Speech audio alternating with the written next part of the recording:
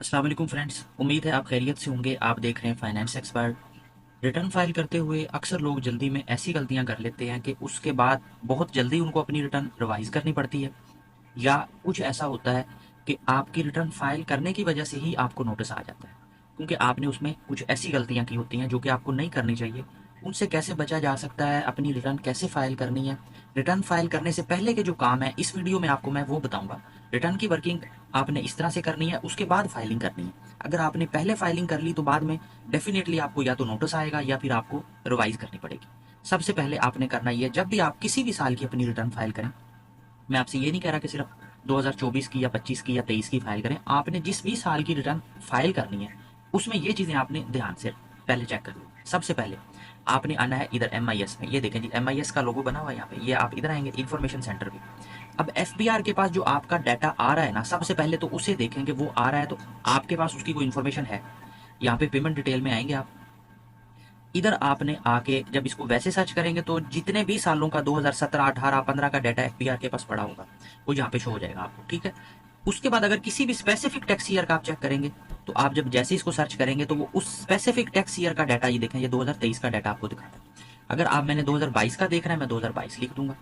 उसके बाद उसको 2022 को सर्च करेंगे। ये देखिए, ये टैक्स ईयर 2022 आ गया। किसी भी साल का जब आपने जो रिकॉर्ड चेक करना है रिटर्न फाइल करने से पहले, आपने उसको वेरीफाई जरूर करना है कि जो डाटा आप FBR को दे रहे हो वो ठीक आप सही दे रहे हो। फ्रेंड्स, आपने यहाँ से डाटा लाजमी लेना है। इसका तरीका ये है, जिस साल की भी आप अपनी रिटर्न फाइल करें, जब ये आपने यहाँ पे डाटा ले लिया उसके बाद आप इसको यहाँ पे जब एक्सेल की शीट पे करेंगे ना क्लिक, तो ये आपको देखो एक्सेल की फाइल में वो सारा डाटा जो है वो एक्सपोर्ट कर देगा।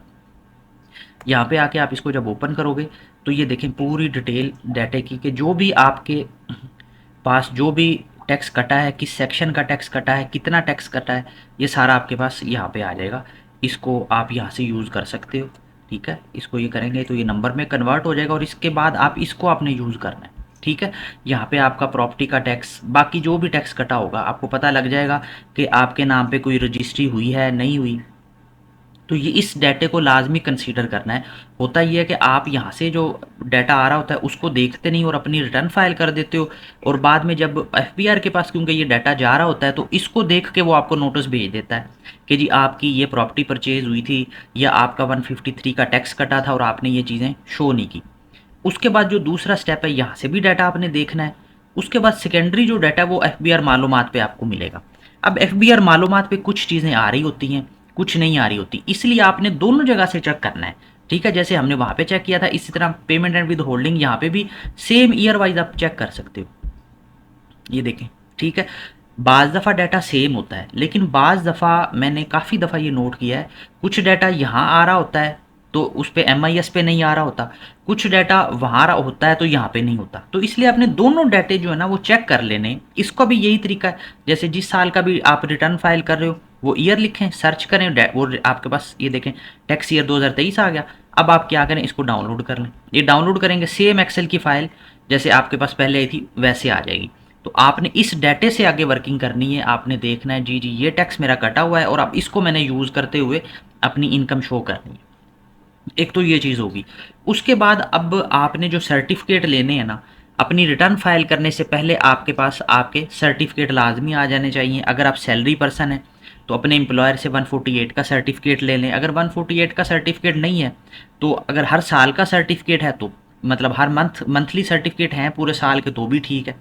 अगर आप गवर्नमेंट एम्प्लॉई हैं तो आपके पास हर महीने की स्लिप आ रही होगी, तो वो आपके पास लाजमी होनी चाहिए। उससे आपको पता लग जाएगा आपकी सैलरी कितनी है, टैक्स कितना कटा है। अगर आप बिज़नेस कर रहे हो तो जो भी आप का टैक्स कटता है, 153 का टैक्स जिसने भी काटा है, जिसने आपको पेमेंट करते हुए टैक्स काटा है, तो उससे सर्टिफिकेट लाजमी लें कि जी आपने पूरे साल में जो मेरा टैक्स काटा है उसका मुझे सर्टिफिकेट दें।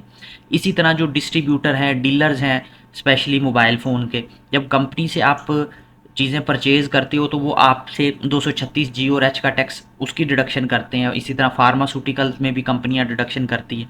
तो आपके पास इसका सर्टिफिकेट होना चाहिए कि आपका पूरे साल में टैक्स कितना कटा है। आप कंपनी से रिक्वेस्ट करें कि जी पूरे साल का हमें एक सर्टिफिकेट बना के दें, जो कि रिटर्न फाइल करते हुए आपने कंसीडर करना है और उसको अपनी वर्किंग में लेना है। इसी तरह अगर आपने अपनी कोई बिल्डिंग किसी कंपनी को, बैंक को रेंट पे दी हुई है, तो वो भी ये होता है कि हर मंथ आपको जब रेंट पे करते हैं तो उसका टैक्स काट लेते हैं। तो आप उनसे कहेंगे जी ठीक है आप टैक्स काट रहे हो, लेकिन मुझे इस जो पूरे साल के मेरे सर्टिफिकेट हैं या सीपीआर हैं वो मुझे दें, और उसको अपने पास जमा रखें, अपने पास रिकॉर्ड में रखें, फिर अपना टैक्स क्लेम करें। इसी तरह आप जो भी सिम यूज़ करते हो, जितनी भी सिम्स आपके नाम हैं 2, 4, 5, आप हेल्पलाइन पे कॉल करें और जिस साल की भी रिटर्न फाइल करनी है उसको कहें जी मुझे टैक्स ईयर 2023, टैक्स ईयर 2022 या टैक्स ईयर 2024 इसका मेरा विद होल्डिंग टैक्स का सर्टिफिकेट दे दें, तो वो आपको ईमेल या व्हाट्सएप पे सर्टिफिकेट सेंड कर देंगे। इसी तरह अगर आपके नाम पे कमर्शियल या इंडस्ट्रियल बिजली के मीटर लगे हुए हैं तो इन पे इनकम टैक्स होता है। रेजिडेंशियल पे नॉर्मली नहीं होता, अगर 25,000 से कम बिल हो, अगर 25,000 से ज़्यादा होगा आपके नाम पे तो फिर उस पे इनकम टैक्स डिडक्ट होगा। उसमें ये होता है कि अगर वो बिजली का मीटर आपके नाम पे है तो फिर उस टैक्स को क्लेम करें, वरना फिर रिस्क ना लें। अगर आपके नाम पे नहीं है तो फिर टैक्स को क्लेम ना करें। इसी तरह ड्यूरिंग द पीरियड अगर आपने गाड़ी का कोई टोकन टैक्स पे किया है तो उसमें भी एडवांस टैक्स इनकम टैक्स होता है, वो भी आप क्लेम कर सकते हो। आपने ड्यूरिंग द पीरियड कोई प्रॉपर्टी सेल या परचेज की है उसका टैक्स आपको एमआईएस में भी मिल जाएगा, एफबीआर मालूमात में भी मिल जाएगा, उसको भी आपने कंसीडर करना है। जब ये सारे टैक्स आ जाएं आपके पास, अपना बैंकों का 30 जून का बैलेंस ले लें जिस साल की भी रिटर्न फाइल करनी है, उसके बाद अपनी रिटर्न की वर्किंग स्टार्ट करें। बजाय इसके कि जैसे ही 1 जुलाई को फाइलिंग स्टार्ट हो आप आंखें बंद करके बस जल्दी जल्दी फाइलिंग करें और बाद में आपको पता लगे कि हमने ये गलती कर दी, तो ऐसा ना करें।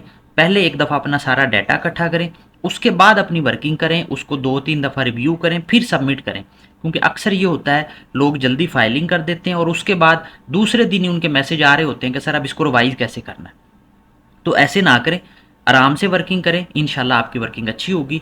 इसके अलावा आपका कोई क्वेश्चन हो तो मुझे वीडियो में कमेंट ज़रूर कीजिएगा। अपना बहुत ज़्यादा ख्याल रखिएगा। Thank you. अल्लाह हाफिज़।